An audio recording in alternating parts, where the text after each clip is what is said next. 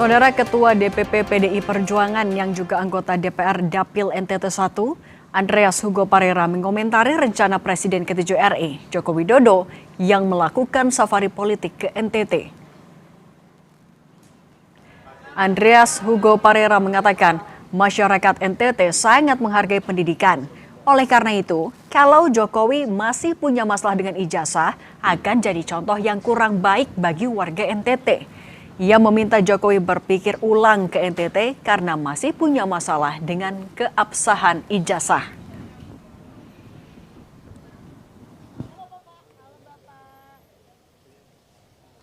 Ya, kalau ada pemimpin, apalagi pemimpin tertinggi di Republik ini dengan persoalan, dengan hal permasalahan yang berkaitan dengan keabsahan ijazah, kemudian datang ke NTT, saya kira itu hal yang kurang menjadi contoh yang baik untuk anak-anak muda, untuk orang tua, untuk kebanyakan masyarakat NTT.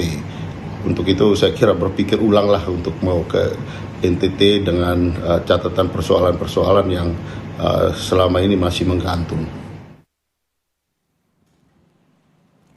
Ketua Umum Relawan Militan Gibran Nusantara, Andi Azwan menyebut elit partai politik tidak perlu khawatir dengan rencana kunjungan Jokowi ke NTT. Andi Azwan menekankan, Jokowi bukan lagi kader PDI Perjuangan dan kunjungannya ke Lampung dan rencana ke NTT adalah bentuk kunjungan mantan presiden kepada rakyatnya. Kalau saya melihat apa yang dilakukan oleh elit-elit partai politik itu, ya saya terus terang saja paling keras yaitu adalah Partai Demokrasi Indonesia Perjuangan atau PDIP. Semestinya PDIP tidak terlalu melihat bahwa ini adalah suatu ancaman. Dan juga bahwasanya Pak Jokowi bukan lagi sebagai kader Partai Demokrasi Indonesia Perjuangan. Ya. Beliau bukan lagi sebagai kader partai dan juga atau petugas partai. Ya, tidak perlu ada yang dikhawatirkan. PDIP singgung soal ijazah Jokowi di tengah safari politik Jokowi yang akan berlanjut ke Nusa Tenggara Timur. Lebih lengkap kita bahas bersama analis komunikasi politik Unpad, Kunto Adiwibowo. Mas Kunto, selamat petang. Halo, selamat petang, Mbak. Mas Kunto, sebenarnya kalau Anda bagaimana dari kacamata komunikasi politik membaca sikap PDIP yang kemudian malah nyinggung soal ijazah Jokowi saat Jokowi lagi gencar-gencarnya safari? Ya, kita harus lihat ini dalam konteks yang lebih panjang ya Mbak ya. Yang pertama memang ada perseteruan antara Jokowi dan PDIP terutama di 2024 yang ada sesumbar bahwa akan dari PSI bahwa akan mengubah kandang banteng menjadi kandang gajah gitu. Ini yang kemudian semakin mengemuka setelah awal tahun ketika Pak Jokowi juga pidato di event di PSI yang mengatakan bahwa saya akan terus berjuang dan selanjutnya. Nah, dari sini kan ada semacam upaya serangan terhadap PDI Perjuangan. Memang sebagai partai yang kecil dari PSI ini mungkin salah satu strateginya menempatkan atau menantang yang lebih besar sehingga ada drama tentang David versus Goliath, bahwa yang kecil melawan yang besar, maka yang kecil ini akan selalu diuntungkan gitu dari persepsi publik. Nah, ini tampaknya kemudian PSI terus men-taunting PDIP atau kemudian melakukan sindiran-sindiran terhadap PDIP yang kemudian juga dari PDIP sendiri sebenarnya kan dalam strategi komunikasi politik gini ada 3 ya Mbak ya, yang paling mendasar. Yang pertama acclaim atau meninggikan diri sendiri, mempromosikan diri sendiri. Yang kedua attack, menyerang lawan, dan yang ketiga defense atau bertahan. Nah, attack-nya sudah dilakukan oleh PSI, maka yang dilakukan oleh PDI ya bertahan gitu kan, dan bertahannya kali ini dengan counter serangan gitu kan, dengan serangan lagi terhadap PSI, terutama dalam hal ini yang kemarin Pak Andreas lakukan ya serangan terhadap Jokowi sendiri, karena kan di masa kampanye ini Jokowi ingin mengkampanyekan PSI kan Mbak, dengan mentransferkan kredibilitas Jokowi kepada PSI gitu. Tapi ada dua problem mendasar di sini. Satu, Pak Jokowi sendiri bukan ketua umum PSI, walaupun dia bapak dari ketua umum PSI, tapi dia bukan siapa-siapa di PSI. Nah, kalau nggak salah, ketua Dewan Pembina pun belum dilantik kan, Mbak, kalau nggak salah. Ataupun kalaupun sudah dilantik, saya nggak tahu dan nggak disebarkan ke media massa. Ini ada problem asosiasi. Oke, orang percaya ke Jokowi, tapi kemudian Jokowi itu siapa di PSI, ya kan? Selain bapaknya Kaisang, ketua umum PSI. Yang kedua adalah tadi menghancurkan kredibilitasnya Jokowi sendiri, dan ini yang sedang dilakukan oleh PDI Perjuangan dengan isu ijazahnya Pak Jokowi. Nah, Mas Guntur, Gitu. tapi apa keuntungan yang bisa didapat oleh PDIP ketika menghancurkan berarti dalam tanda kutip kredibilitas dari Pak Jokowi dengan menyinggung soal ijazah? Ya, sebenarnya dua-duanya bisa diuntungkan dalam opini publik adalah bad news is good news kan, Mbak, gitu. Saling serang, selalu mendapatkan panggung, maka publik akan selalu punya asosiasi dekat dengan dua nama itu, PDI, PSI, atau bahkan Jokowi gitu kan. Nah, ini sangat diuntungkan. Selama ini kan Pak Jokowi juga selalu berkubang dengan isu ijazah ini kan, dan tampaknya diulur-ulur gitu kan, karena Pak Jokowi sendiri punya keuntungan gitu. Beliau punya exposure dari isu ijazah ini, walaupun memang tidak terlalu mungkin positif ya dari sisi nilai opini publiknya gitu. Nah, kalau tetap dapat exposure tapi ada juga yang negatif, sebenarnya seberapa jauh isu soal ijazah ini akan mempengaruhi kredibilitas Jokowi ketika akan mentransfer itu ke PSI? Satu, Mbak, yang jelas kali ini kan publik memang sudah terpecah. Ada publik yang memang benar-benar anti terhadap Pak Jokowi gara-gara isu ijazah. Ada publik yang tidak peduli dengan soal ijazah. Ada yang publik yang memang sudah pro terhadap Pak Jokowi, ada ataupun tidak ada isu ijazah, kan gitu. Jadi dari tiga ini tentu Pak Jokowi ingin menyasar yang ketiga, yang terakhir, gitu kan.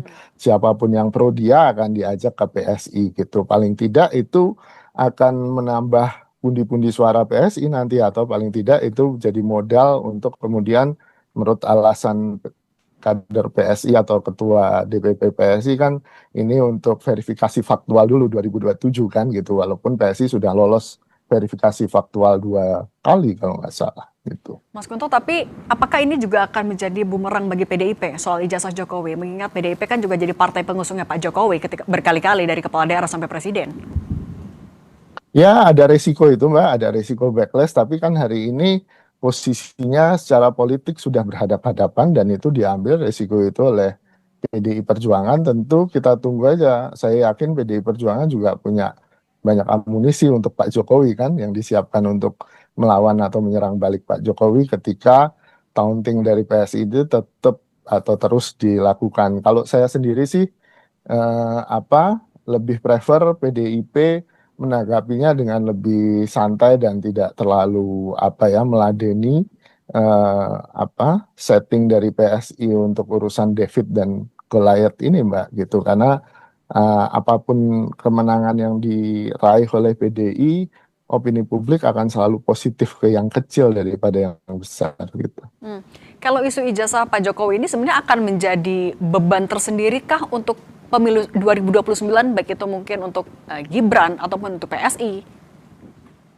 Tentu, Mbak, karena ini kan jadi komoditas politik ya, baik untuk lawan-lawannya Pak Jokowi maupun lawan-lawannya Mas Gibran. Ini tentu akan dikapitalisasi apapun bentuknya dan terus dipelihara sampai nanti. Di lain sisi, Pak Jokowi pun akan terus mendapatkan exposure dan susah untuk dilupakan dari publik gitu kan. Nah, ini yang jadi permasalahan sekarang dengan safari politiknya Pak Jokowi kan. Pak Jokowi menempatkan dirinya sebagai mantan presiden yang kembali belusukan mengunjungi rakyatnya gitu kan.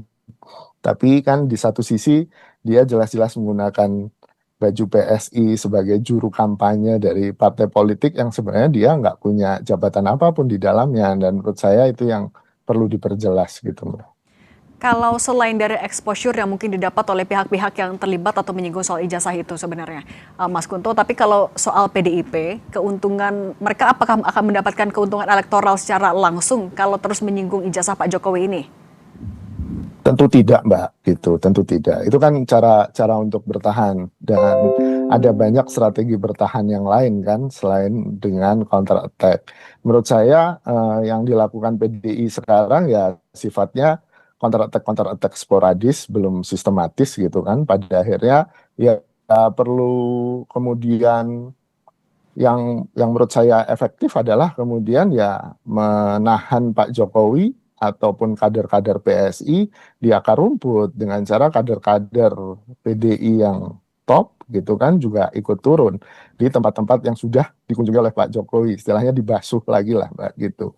Nah ini mungkin bisa jadi alternatif, tapi kan PDI mungkin punya timeline sendiri dan sudah punya jadwal sendiri terhadap kerangka kerja kampanye mereka menjelang 2029, dan tentu saja mereka akan melihat apakah ini memang berbahaya, membahayakan kandang banteng atau tidak apa yang dilakukan Pak Jokowi. Kalau ternyata enggak dari hasil survei ya mungkin PDI hanya akan menimpali pernyataan atau bahkan sesekali menyerang pernyataan ini terhadap Pak Jokowi di media gitu dan tidak langsung ke akar rumput gitu sih Mbak. Oke, Mas Kunto, tapi dengan panjangnya kasus ijazah Pak Jokowi dari tahun lalu sampai sekarang juga masih belum selesai. Ini juga akan mempengaruhi mungkin ada kejenuhan bagi publik ketika mengikuti ini. Apalagi kalau misalnya bisa jadi amunisi juga sampai 2029. Nanti dampaknya untuk konstituen atau untuk para pemilih akan seperti apa? Ya, satu hal ini kan memang isu atau komoditas politik yang agak terpolarisasi. Tadi sudah ada camp-campnya, sudah ada kelompok-kelompoknya yang jelas. Saya sih berharap isu ijazah palsu ini akan mengerucut pada perbaikan sistem pemilu, Mbak, gitu. Ya itu akan dibahas di revisi undang-undang pemilu yang entah kapan akan dilakukan oleh DPR gitu, karena sampai sekarang juga belum. Dengan munculnya isu ijazah palsu ini kan salah satu serangan terhadap legitimasi pemilu kan di Indonesia, dan ya harus diatasi dengan revisi undang-undang pemilu, termasuk memperkuat kapasitas si penyelenggara pemilunya untuk screening ijazah-ijazah yang ada, dan menurut saya itu yang Oke. yang paling rasional, tujuan yang paling rasional. Mas Kunto, kalau misalnya memang ini kemudian ditindaklanjuti dalam bentuk revisi undang-undang pemilu, apa dampaknya untuk masing-masing pihak yang terlibat dalam kasus ijazah? Masih jadi pertanyaan keabsahan ijazah Pak Jokowi ini, apa dampaknya? Ya, kan tujuan masing-masing juga beda-beda ya Mbak ya. Yang pertama ada kemudian kelompok yang ingin menghukum Pak Jokowi gitu kan, dengan kalau ini jasa terbukti palsu maka Pak Jokowi harus dihukum. Dan saya pikir itu ya hak mereka sebagai warga negara. Cuman tampaknya agak susah karena di Indonesia ini kan semua presiden itu ada istilah mikul dhuwur mendem jero kan, sejak dari zaman Pak Soeharto, bahwa mantan presiden tampaknya tidak akan menjadi objek dari hukuman yang seperti kasus ijazah palsu ini. Presiden-presiden selanjutnya akan berusaha untuk mendem jero dosa-dosa presiden sebelumnya. Nah, ini yang secara politik atau budaya politik di Indonesia tampaknya akan susah dilakukan. Yang kedua, menurut saya juga ini bisa untuk menyerang dinastinya Pak Jokowi, termasuk putranya Pak Jokowi, Mas Gibran atau Mas Kaisang atau menantunya, ketika nanti akan maju di pemilu 2029, entah menjadi kepala daerah atau bahkan RI 1 maupun RI 2. Nah, komoditas ini yang menurut saya paling mungkin dilakukan untuk menembak putra-putranya Pak Jokowi gitu sih. Baik. Mas Kunto Adiwibowo, terima kasih sudah berbagi pandangan bersama kami. Sehat selalu Mas Kunto. Terima kasih, sehat selalu.